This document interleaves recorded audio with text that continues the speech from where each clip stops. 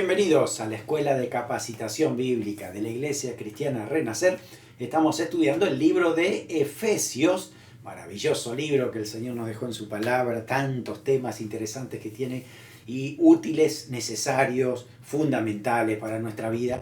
Hoy vamos a hablar acerca de la familia basada en la palabra de Dios. Vamos a tomar el pasaje del capítulo 5, versículo 21, hasta el capítulo 6, versículo 4, porque está hablando justamente de la familia en diversos niveles. Bueno, recuerda que estamos estudiando una carta, epístola en griego, justamente esa palabra significa carta, y es una carta que ha sido enviada desde el apóstol Pablo, el escritor, hacia los destinatarios que eran los hermanos de la ciudad de Éfeso, bajo un contexto determinado.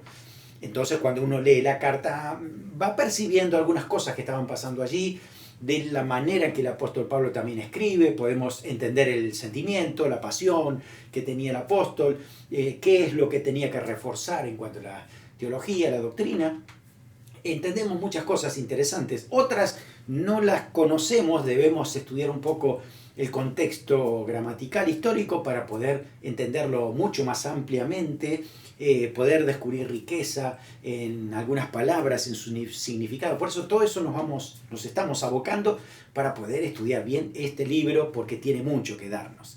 Así que ojalá que estés al día con el libro de Efesios. Si te has salteado alguna clase, yo te animo que vayas y la estudies, porque es una cadena, es una sucesión de clases. Cada una continúa con la otra. Y es importante para tener ese panorama general, global, de lo que el Señor nos está diciendo a través de esta epístola. Si tienes alguna pregunta, escríbela en un email a pastoricre@gmail.com y la estaré contestando para que esté claro en todo lo que estamos estudiando. Bueno, hoy vamos a ver entonces la familia. La palabra de Dios nos establece el fundamento.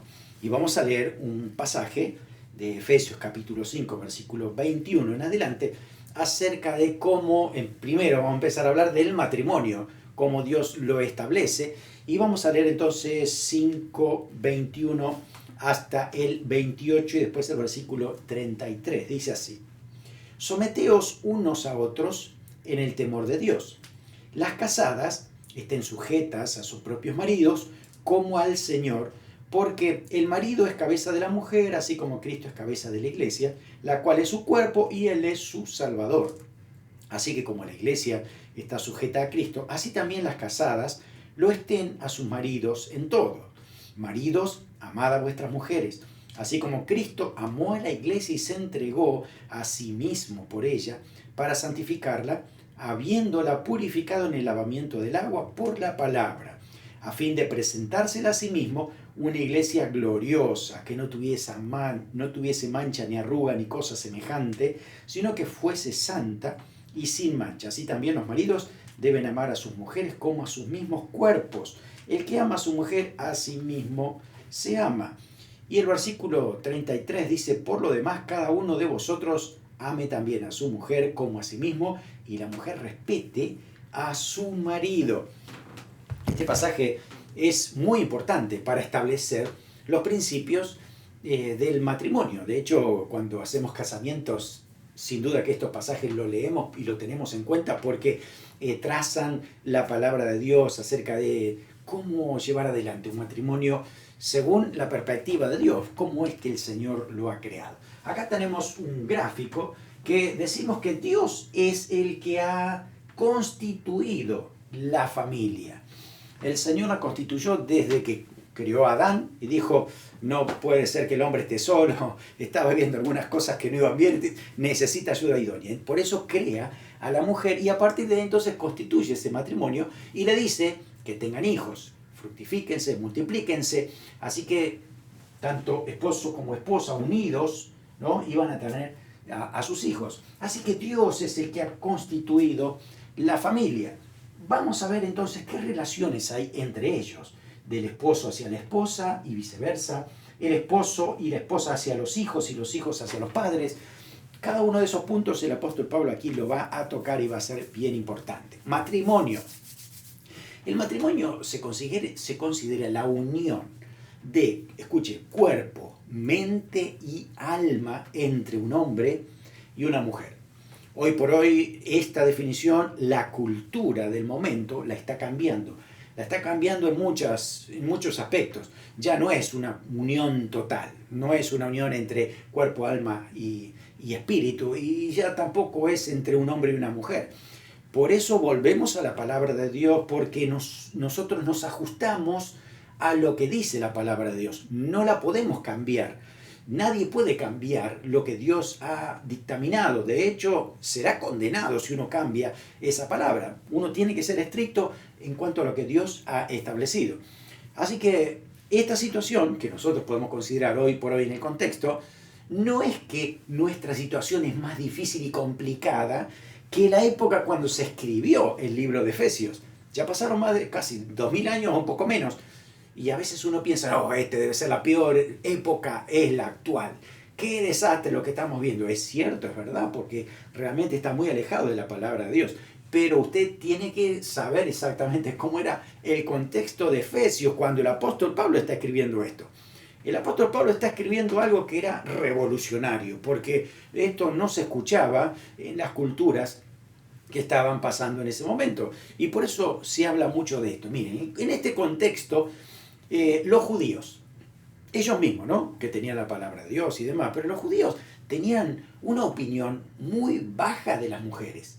De hecho, en algunas oraciones matutinas que hacían los judíos, ellos empezaban a orar públicamente y daban gracias a Dios porque no era ni un gentil, no era esclavo y tampoco era mujer.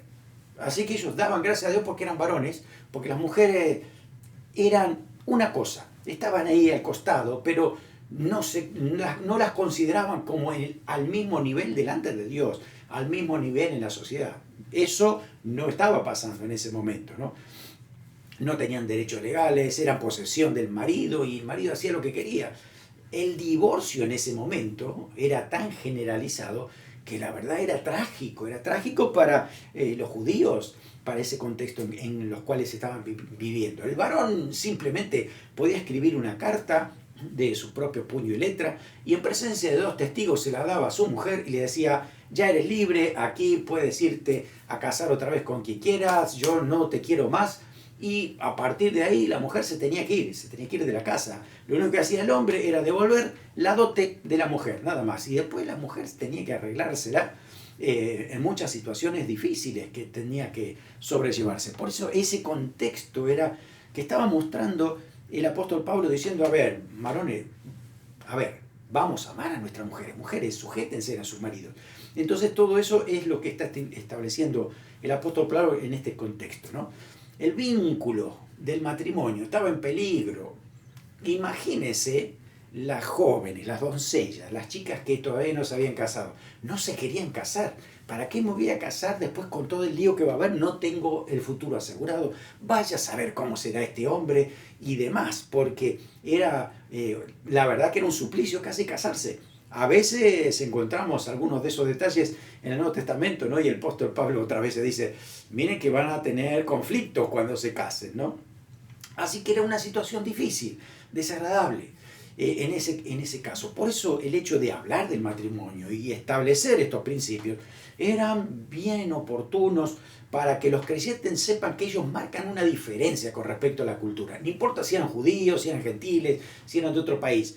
Los que recibían a Cristo tenían que saber que la cosa era muy diferente, porque ahora Jesús viene a establecer igualdad espiritual y a partir de ahí todo iba a cambiar. El cristianismo ha producido muchos cambios en el mundo gracias al mensaje del Señor Jesús. Por eso el Señor dijo, mire, y lo dice el apóstol Pablo también en Gálatas, mire que en Cristo ya no hay ni esclavo, ni libre, ni varón, ni mujer, ni judío, ni gentil. Porque para el Señor ahora todos somos iguales, todos pecadores, necesitamos la gracia del Señor y cada vez que uno se arrepiente y recibe a Cristo pasa a ser hijo de Dios y para Dios no hay diferencia de hijos. Y esa es una gran verdad que desde ese momento hasta hoy tenemos que seguir predicando.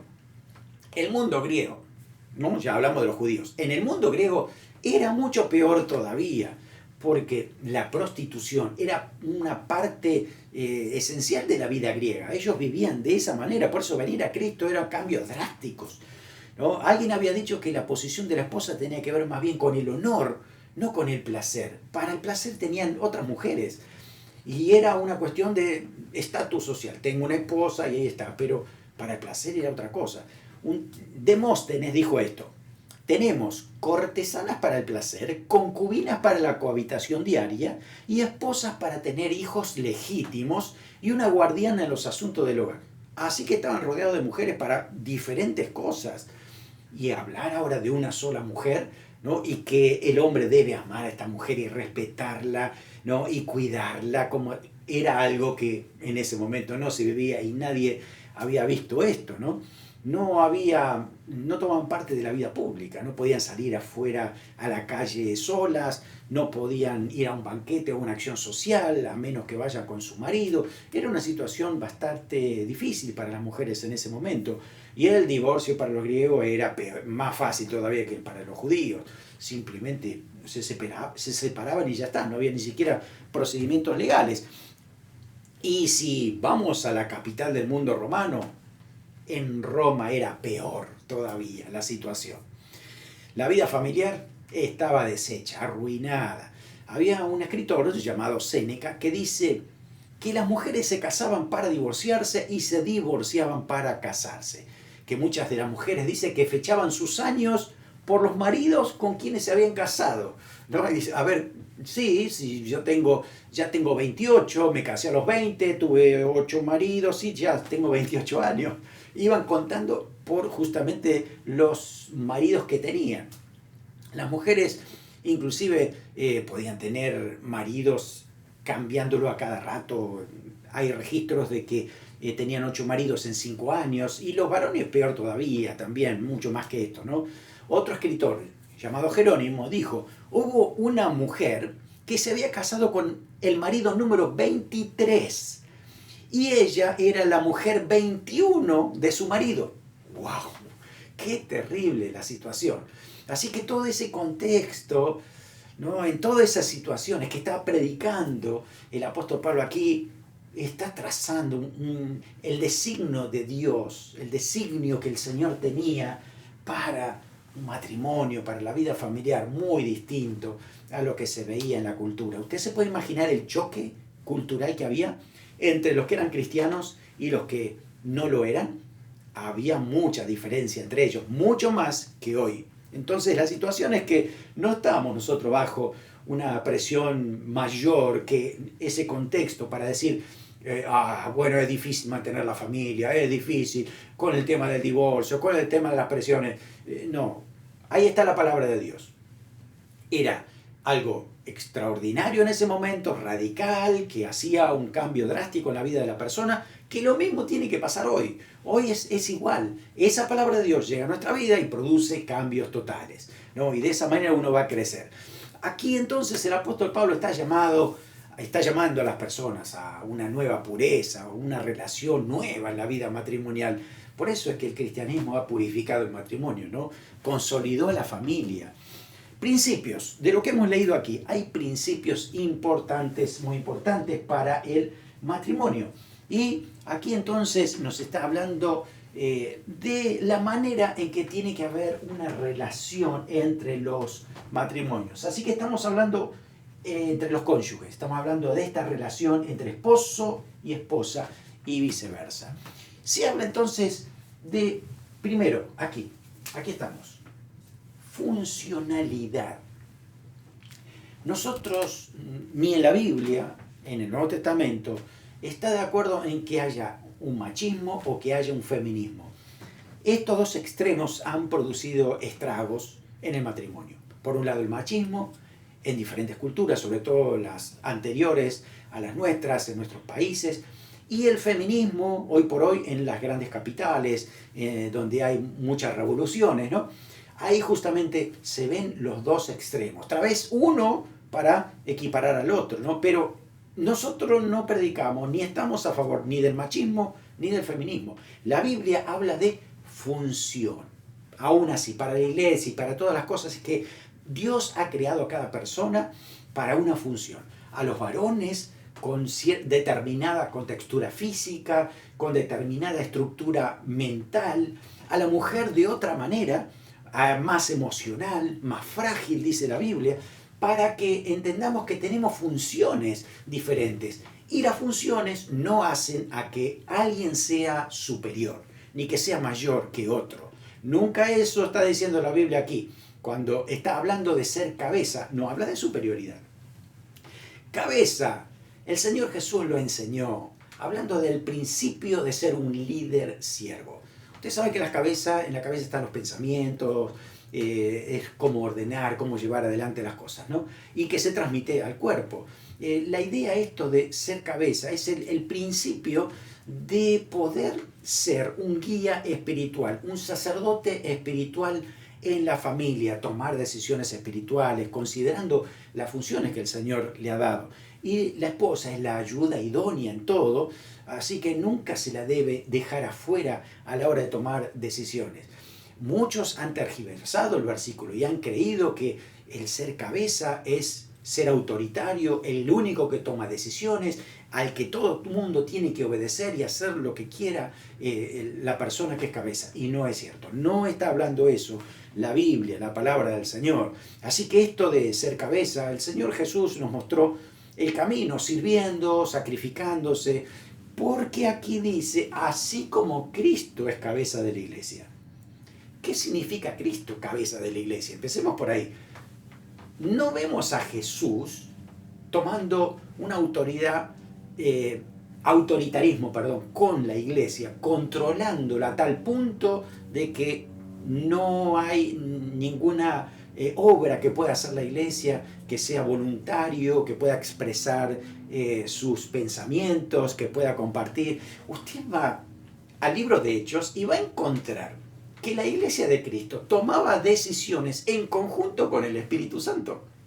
Dice así, los apóstoles mismos decían, y le pareció bien al Espíritu Santo y a nosotros tomar esta decisión, dice en Hechos 15.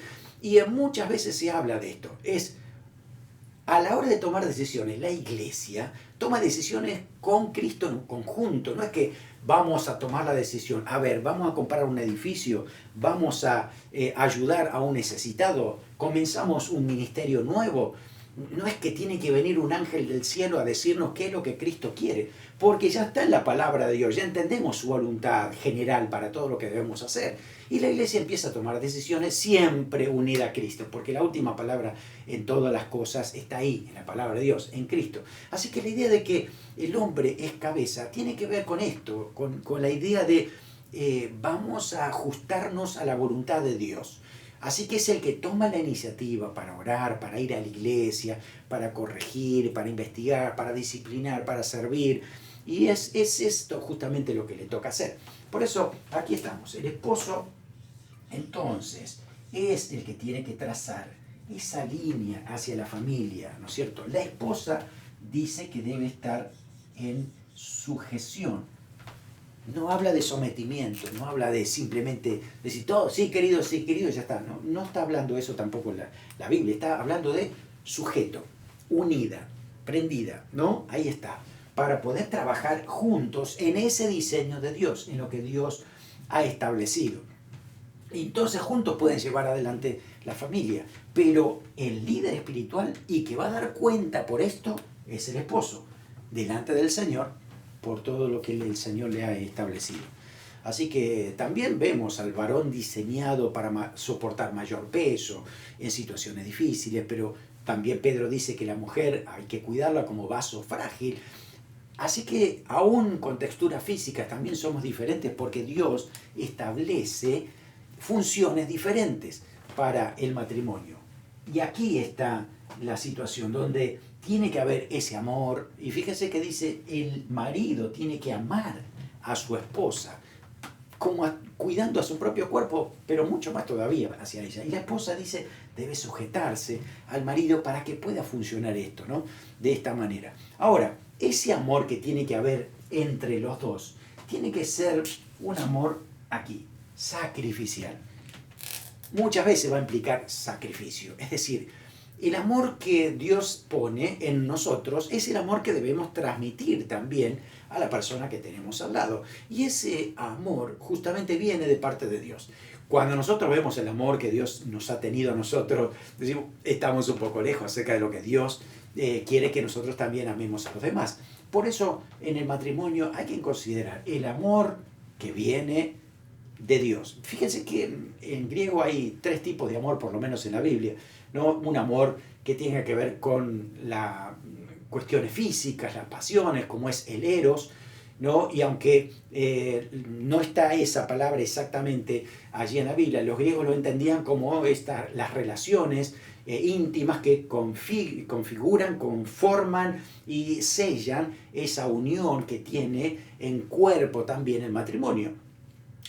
También está la palabra fileos, que tiene que ver con esa afinidad, tiene que ver con los mismos justos deseos que pueden tratarse para poder llevar adelante la vida, ¿no es cierto? Y después está el amor ágape, que tiene que ver con el amor de Dios.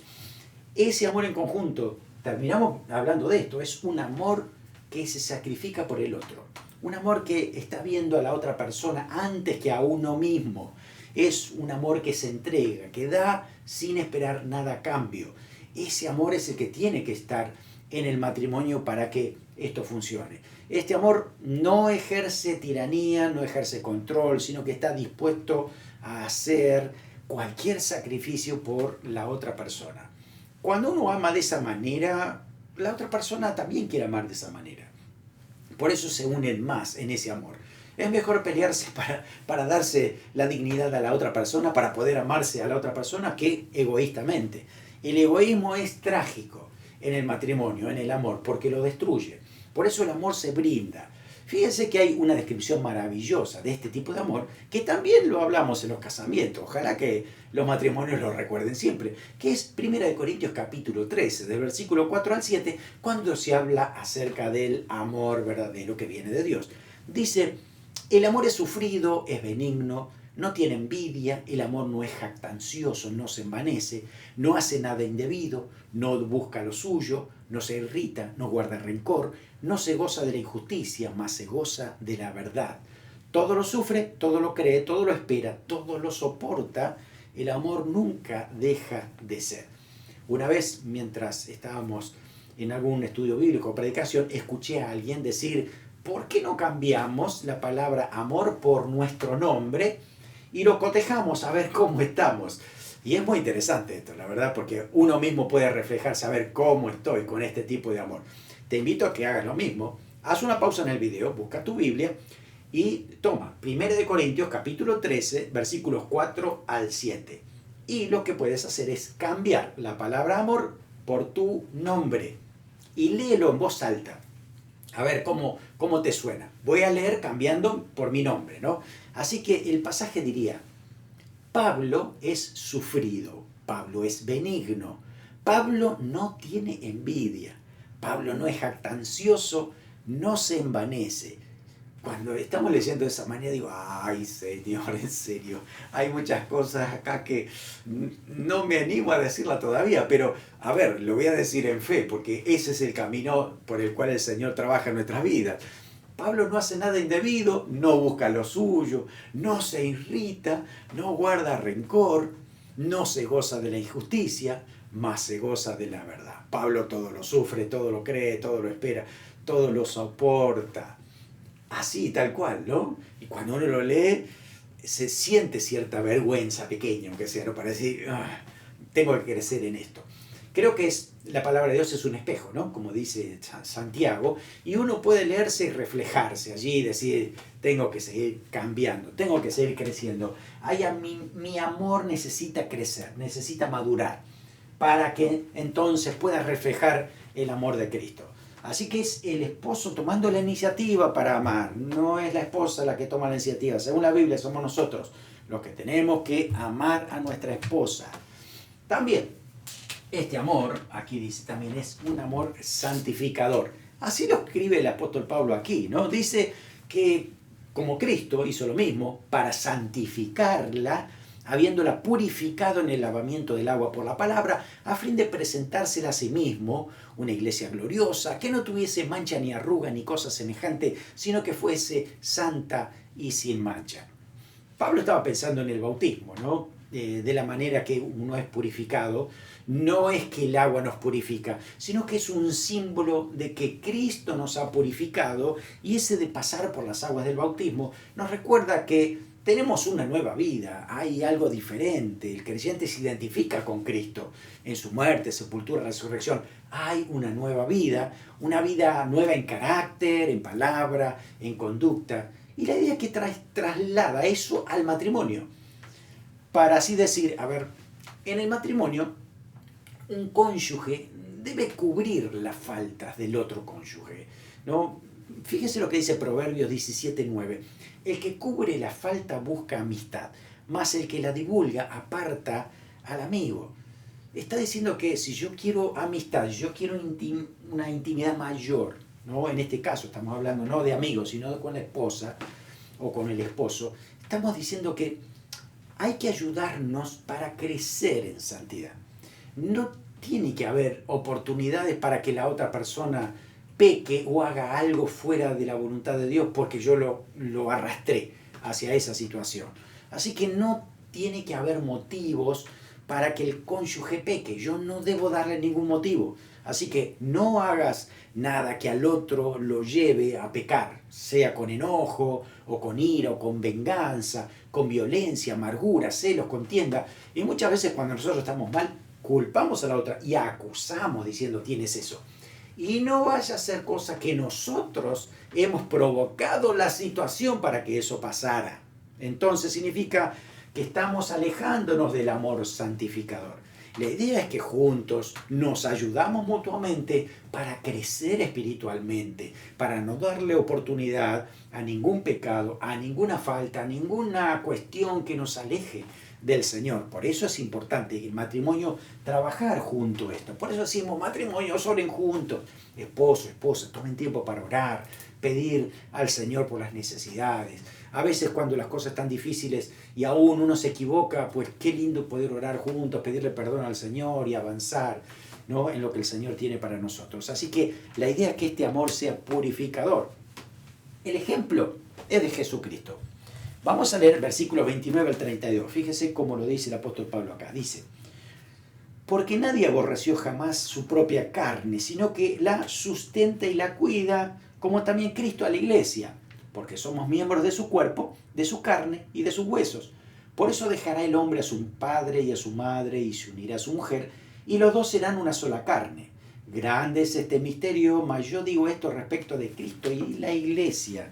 Es decir, el apóstol Pablo, por un lado, está tomando el ejemplo del matrimonio para hablar lo que hace Cristo con su iglesia, pero simultáneamente está diciendo, así como Cristo trata a su iglesia, la cuida, la sustenta, lo mismo tiene que hacer el esposo con la esposa, y esto es un parámetro para la vida común del matrimonio, ¿no? De esa manera tenemos que hacerlo. Así que lo que estamos leyendo aquí nos está diciendo que si un esposo ama y actúa como Cristo lo hace con su iglesia, va a ser mejor esposo. Si una esposa ama a su esposo como Cristo la ama a ella y como ella ama a Cristo, será mejor esposa. Ese es un principio que nos está mostrando ahí la palabra de Dios. Además, tienen que estar unidos por un amor que sustenta, un amor que da, un amor que se brinda. Así que no ama para obtener los propios beneficios, sino para ayudar a la otra persona, ¿no? Asegurarse la satisfacción de las necesidades de la otra persona, del cónyuge, no las nuestras. Así que preocuparse por la persona amada. Si tú eres casado, te pregunto, ¿cuántos años más piensas vivir con tu cónyuge? Ay, toda la vida, pastor. Ok, bueno, puede que te quedan muchos años. Y la idea es que siempre debes sustentar tu matrimonio, alimentarlo permanentemente. Lo mismo que un amor que cuida. Nos cuidamos mutuamente. No nos damos oportunidades libres para que cada uno haga su propio camino y si cae después nos acusamos mutuamente. No, lo que hacemos es cuidarnos en todo aspecto. Nos cuidamos físicamente porque tratamos de protegernos, ¿no es cierto? Pero también emocionalmente, ese soporte, esa ayuda. No es que solamente el marido trae el dinero a la casa. No, el marido también es de soporte y de alimento espiritual y emocional también para su esposa y para sus hijos. Así que estamos hablando mucho más de que simplemente trabajar. Tenemos la responsabilidad delante del Señor de cuidar, de sustentar y de cuidar también a nuestra esposa. Eso también hace que mutuamente nos ayudemos y nos cuidemos moralmente, nos cuidemos económicamente, nos cuidemos emocionalmente, nos cuidemos físicamente, nos cuidemos espiritualmente. Necesitamos trabajar juntos para que ese cuidado mutuo nos ayude a crecer y podamos avanzar juntos en lo que el Señor nos ha llamado. Además, es un amor inquebrantable. No hay nada que pueda quebrar ese amor cuando está firmado en el Señor y no es egoísta, sino que está buscando el bien de la otra persona. Dice la Biblia que por este amor uno deja a su padre, a su madre y se une en matrimonio. Llegan a ser una sola carne, así que es espíritu, alma y cuerpo, juntos, unidos, ¿no? Y dice, dejará a su padre y a su madre. Es importante ese paso de dejar, porque marca un límite.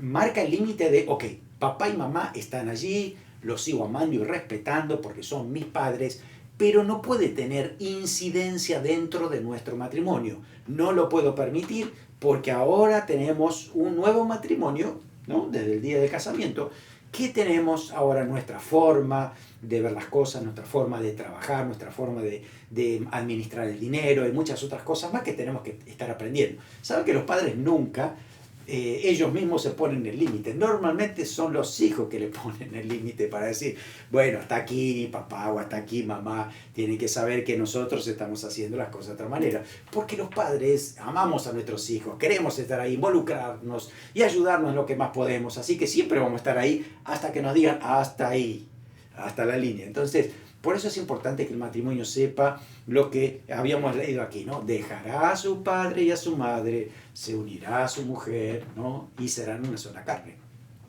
Habla entonces de individualidad, diferencia. Eso no significa que no estamos respetando ni honrando a nuestros padres, ¿no? Pero tienen que los padres saber que ahora si los hijos se casan, tienen entonces una libertad y tienen su propia identidad como familia para llevar adelante como ellos, según lo que han aprendido, según lo que han recibido de parte del Señor, lo puedan hacer en el Señor. Bien, así que siempre estar unidos en el Señor. Nos encanta leer el pasaje de Eclesiastés 4:12 cuando dice que cordón de 3 dobleces, bueno, leo todo el pasaje, dice así, si alguno prevaleciere contra uno, 2 le resistirán, y cordón de 3 dobleces no se rompe pronto. ¿Qué quiere decir eso? Bueno, tener dos hilos juntos, puede que uno haciendo fuerza lo rompe, pero si uno hace trenza, ¿no? Con 3 hilos juntos, ya es muy difícil, tiene que ser un Sansón para poder romperlo, ¿no?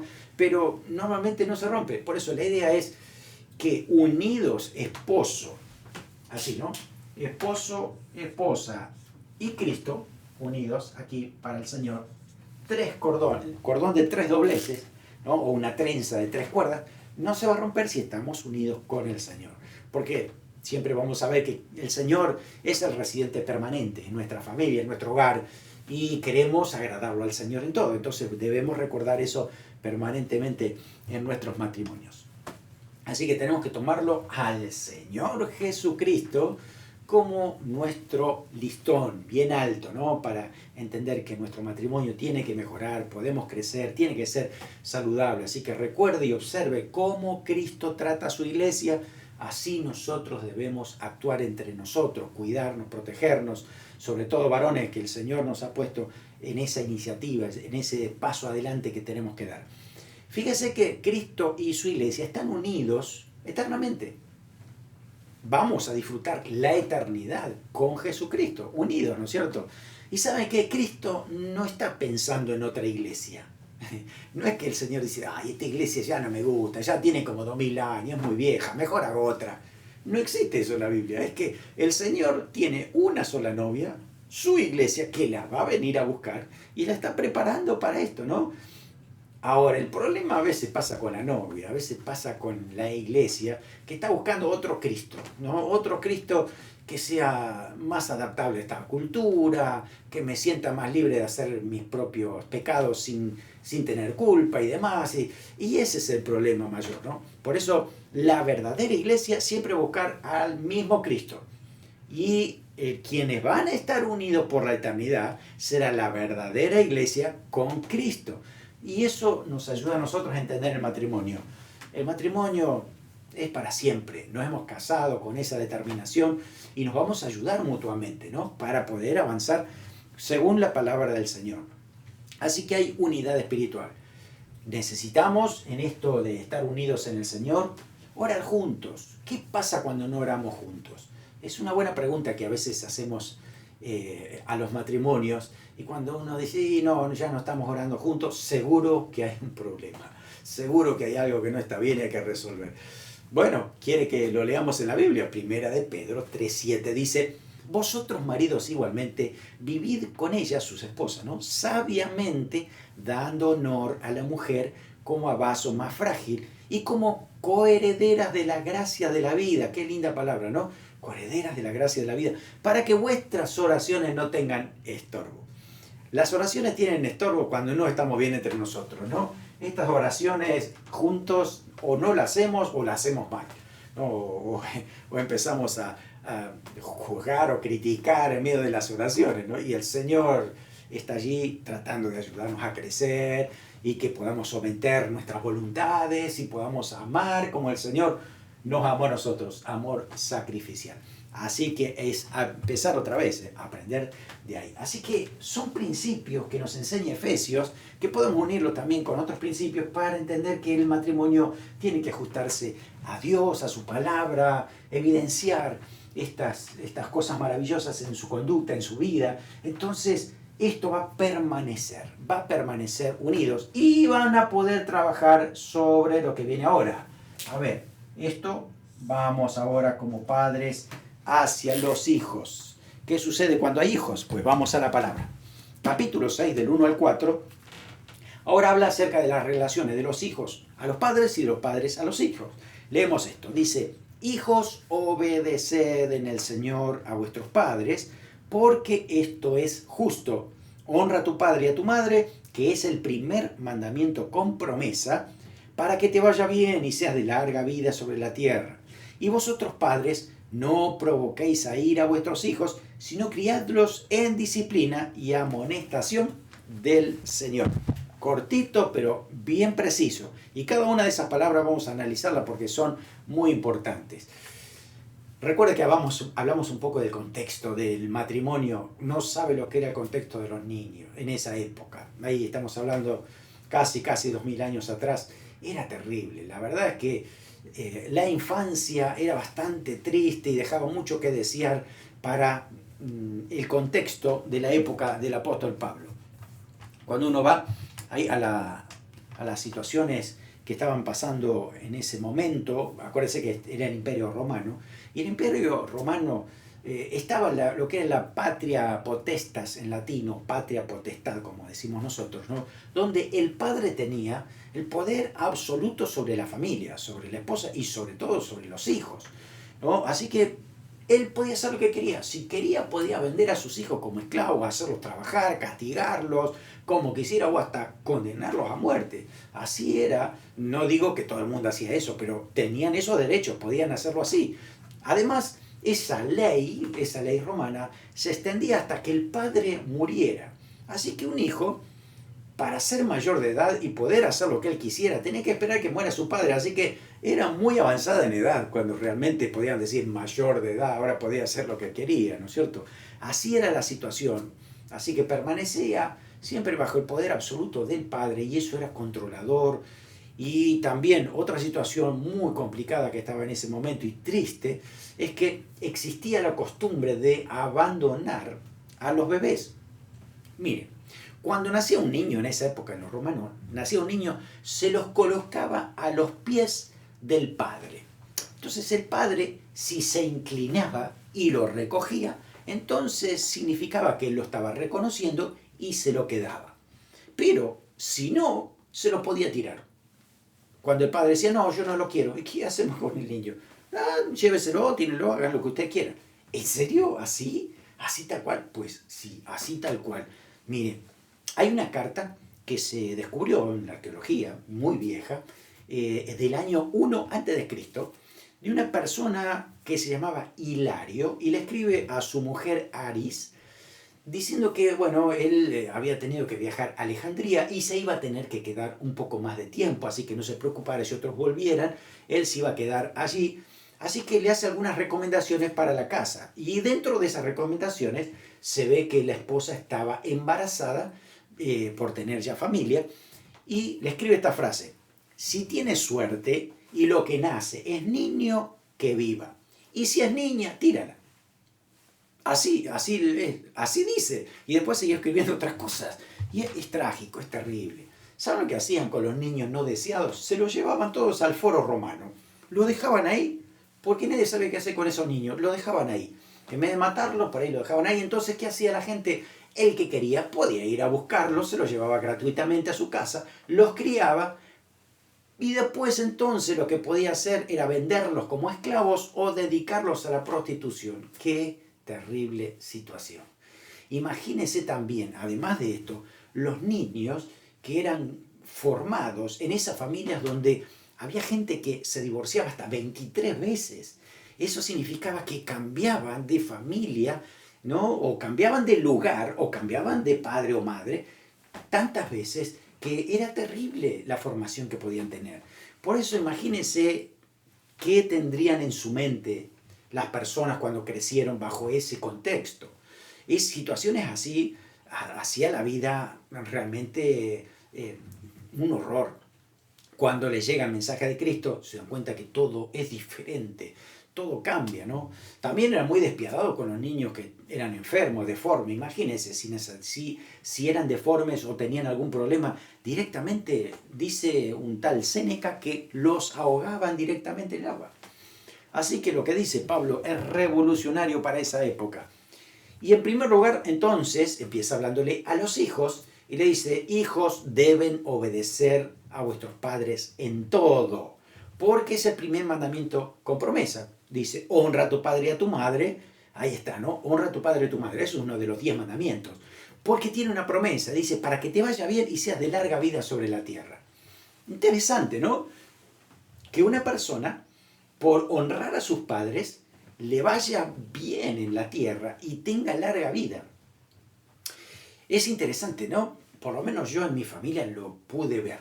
He visto de todos mis tíos por parte de mi mamá, que, bueno, eran 9 hermanos, que la persona, de todos esos 9 hermanos, la persona que era más obediente, la persona que más ayudaba, más servicial era, el que menos problemas tenía, el que nunca entraba en pelea con nadie, esa tía, hoy por hoy, es la que más ha vivido de todos. Hoy por hoy tiene 89 años y ahí está, sigue adelante, ¿no? Quedan solamente 2 tíos. Y la situación es eso, que se ve en su vida ese regalo de Dios que dice aquí, ¿no? El primer mandamiento con promesa. Y su memoria está muy bien y demás. No digo que siempre pasa con todos, porque no lo sé qué trasfondo hay en cada persona, pero es una manera que dice ahí la palabra de Dios, una promesa que Dios da a aquellos que honran a sus padres. Puede que le vaya bien de muchas maneras, porque a lo mejor los consejos de los padres, que son muy buenos, ayudan a poder vivir mejor, ¿no? Obviamente estamos hablando de buenos consejos, consejos que vienen de la palabra del Señor.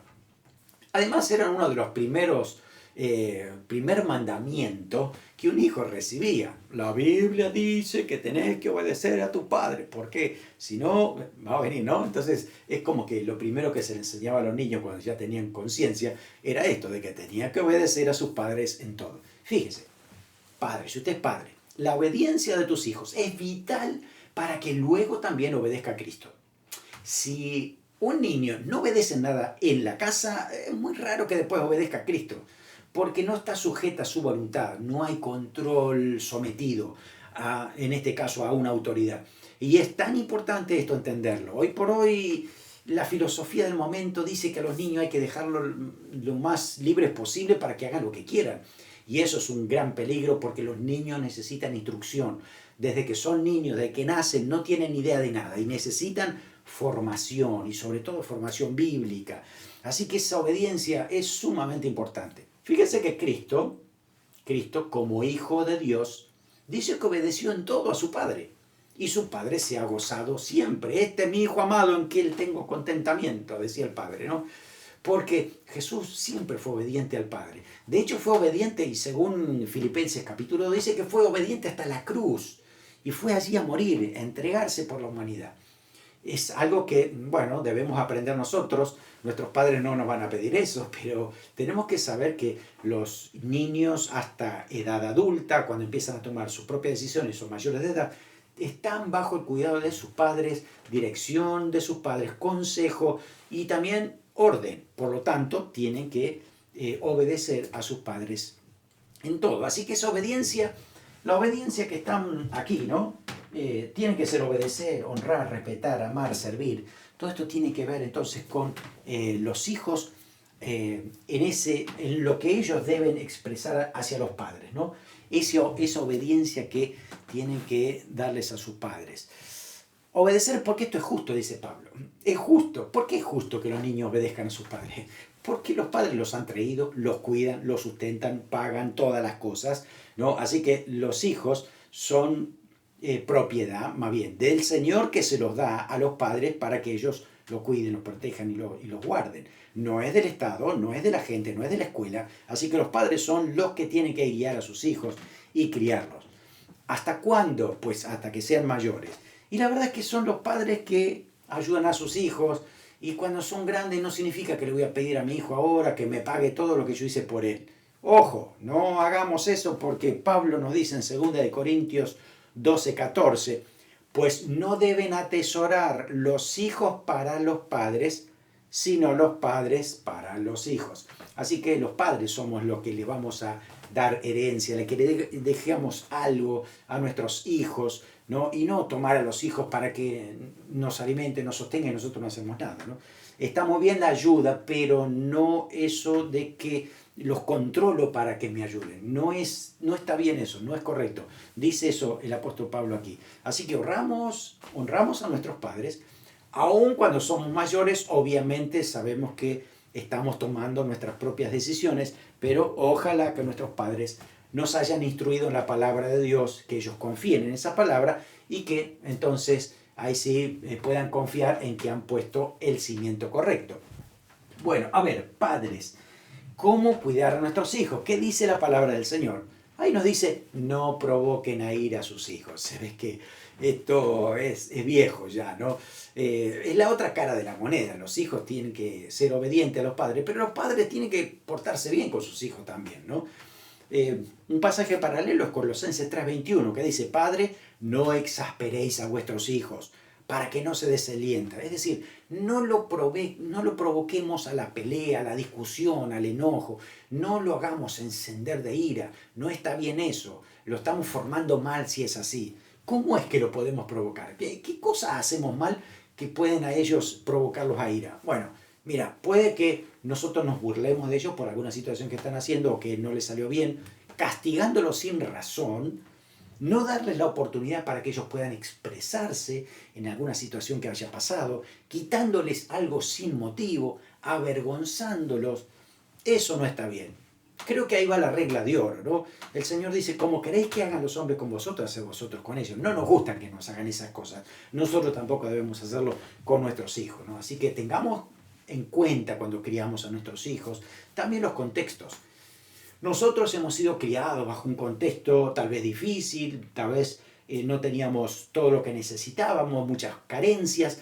Ahora nuestros hijos a lo mejor están mejor que nosotros en esa época. Normalmente le decimos, ay, ustedes, si estuvieran en la época nuestra, ustedes no pasaron el hambre que yo pasé, ¿no? Entonces, bueno, hoy les voy a dar para que coman tal cosa, no sé, pan duro, para que aprendan. No podemos hacer eso, no tiene necesidad, no tiene sentido. Por eso tenemos que entender los contextos que son diferentes, pero la verdad de la palabra de Dios es la que tiene que prevalecer por sobre todas las cosas. El principio. También la palabra control. Para el contexto de hoy no les gusta esa palabra, pero tiene que haber un control de los padres para los hijos. Y ese control tiene que ser equilibrado. Ese control desmedido, la sobreprotección, hace que los niños no se puedan desenvolver por ellos mismos, sienten miedos, frustraciones y no pueden avanzar. Ahora, la falta de control también hace que no tengan criterio, no tengan madurez, no tengan dominio propio. Por eso es tan importante ser equilibrado en esto. Entender que nuestros hijos nos necesitan. Ellos tienen que aprender los límites. Se los tenemos que enseñar nosotros. La obediencia es fundamental dentro del contexto de la familia. Además, también hay que reconocer esa obediencia, ¿no? Hay que reconocer el esfuerzo, reconocer el servicio que hacen. Y es muy lindo eso porque los motivamos. Me acuerdo que mi papá hacía eso conmigo y a mí me motivó tanto para poder seguir haciéndolo, ¿no? Entonces esa motivación sirve muchísimo y lo necesitan nuestros hijos cuando lo estamos criando.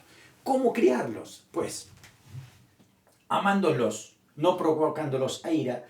Y esto de criarlos es una palabra griega interesante, la que dice ahí en la escritura, porque la palabra ektrefo significa criar a madurez. Es decir, lo estoy criando para que él sea maduro, sea responsable, tome buenas decisiones por sí mismo. Así que le estoy dando responsabilidades en la casa. También significa acariciar, esa palabra, acariciar. También significa entrenar y sustentar. Fíjense qué interesante porque el padre y la madre son diferentes y quieren a veces cosas diferentes para el hijo, ¿no? De repente por ahí el padre quiere que ese hijo empiece a crecer siendo responsable, ¿no? Entonces le da tarea para hacer. Pero la madre es más protectora, hace la otra parte de acariciar, de cuidar, lo demás. Entonces el hijo necesita las dos cosas. Entonces, tanto papá como mamá se juntan para darle las dos cosas, ¿sí? Entonces, por eso el hecho de que seamos diferentes hace de que podamos aprender mutuamente cosas que nuestros hijos necesitan. Necesitan a papá y a mamá con sus diferentes perspectivas, porque ellos tienen que desenvolverse muy bien después en la vida y tienen que aprender de las dos maneras, ¿no? Cuando dice criarlos también en disciplina, disciplinarlos, la palabra griega es paideia, que de acá viene pedagogía. Esa palabra, disciplina, significa tutoría, educación o entrenamiento. Significa también corrección disciplinaria y significa instruir. Cuando uno está haciendo disciplina, no es castigarlos. Tiene que ver con una instrucción, tiene que ver con una enseñanza, estar ahí enseñándole, tutoría, ¿no? Y estamos con ellos haciendo las cosas para que lo aprendan. Ahora, si algo está saliendo mal, hacemos una corrección para enderezar ese rumbo. Por eso, la cuestión es esto, corrección disciplinaria, muchas veces la hemos tomado con un castigo drástico y duro. La palabra castigo en griego es otra palabra, no es disciplina, es otra palabra, es timoría para hablar de pena, o es la palabra crisis para ajusticiar, o es la palabra colasis para el castigo penal. Son palabras diferentes. Disciplina en este caso tiene que ver con esa formación, esa guía, esa instrucción, esa corrección para que aprendan lo correcto. Proverbio 22:15 dice esto: la necedad está ligada al corazón del muchacho, mas la vara de la corrección la alejará de él. Es decir, los niños no saben realmente el camino de la sabiduría, por ellos mismos no tienen sabiduría, necesitan la guía de los padres. A veces en su interior le nace la vieja naturaleza, porque usted sabe, en la Biblia dice que todos somos pecadores desde el nacimiento, así que nos sale esa baja naturaleza. Y los niños desde que son pequeñitos ya empiezan diciendo mío, mío, no te doy, y se enojan y hasta a veces intentan pegarles a los padres. Tiene que haber corrección para esto, tiene que haber disciplina. Por eso dice que la disciplina, la vara de la corrección, lo alejará de la necedad. Así que si tú quieres un hijo necio, déjalo que viva como quiera. Pero si tú quieres un hijo sabio, que le vaya bien en la vida, tienes que corregirlo a tiempo. Tienes que decirle las cosas como van para que él pueda enderezar los pasos hacia la dirección que el Señor nos ha dado en su palabra. Así que también, cuidado cómo disciplinamos, ¿no? Hay personas que le pegan a sus hijos, le dan un chirlo porque rompieron un vaso. Y resulta que después están diciendo una mentira o una mala palabra y nadie dice nada. Pero que estamos haciendo las cosas al revés. Un niño no tiene manejo de la mano correcta como para tener un vaso y demás. Dale un vaso de plástico si no quiere que se rompa.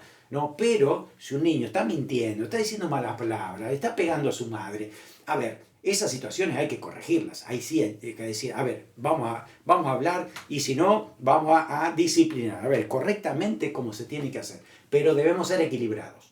¿Sí? Debemos ser equilibrados y hacerlo correctamente. La palabra después dice, en amonestación, amonestarlos en el Señor.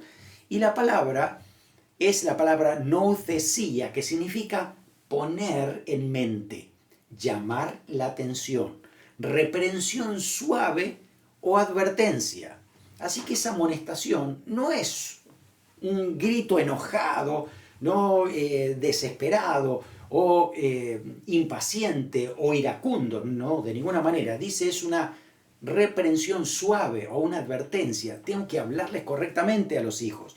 Tenemos que ser firmes, pero entender que las palabras tienen que ser dirigidas también por el Espíritu Santo. No puedes descontrolarte para hablarle a tus hijos y corregirlos. Tienes que ser dirigido por el Espíritu Santo para darle la palabra correcta, ayudarlos a encaminarse correctamente según la palabra de Dios. Y amarlos con paciencia como el Señor nos ha amado a nosotros. Nosotros éramos hijos rebeldes de Dios y fíjese cómo el Señor nos ha enderezado, cómo nos ha ayudado, cómo nos perdona, cómo nos levanta cuando nos caemos. A ver, tenemos mucho que aprender de nuestro Padre. Recuerda que el capítulo 5 comenzamos diciendo, hijos de Dios, sed imitadores del Padre Celestial. Así que imitando al Padre en ese amor que tiene, es como nosotros podemos avanzar y decirle, bueno Señor, aquí estamos. Ayúdanos, te necesitamos para ser como tú, para tener tu mismo carácter. Nos quedamos con Efesios 5:21 y nos dice a todos, someteos unos a otros en el temor de Dios. Cuando una persona tiene temor de Dios y está diciendo algo correcto, yo me tengo que sujetar.